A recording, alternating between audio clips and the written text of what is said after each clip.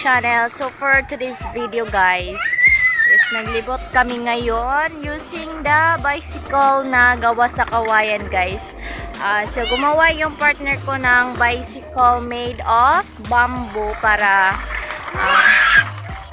hindi na kami bumili ng bicycle guys kasi sobrang mahal, which is more than 2,000 yung bicycle. So naisipan niya na gumawa na lang ng bicycle made of bamboo. So nakikita niyo guys sa likuran ko, yan.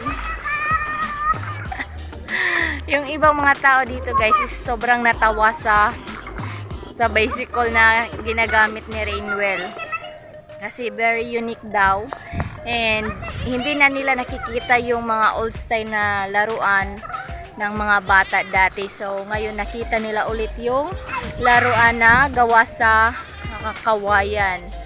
So yun na guys, sobrang nag-enjoy sila ngayon.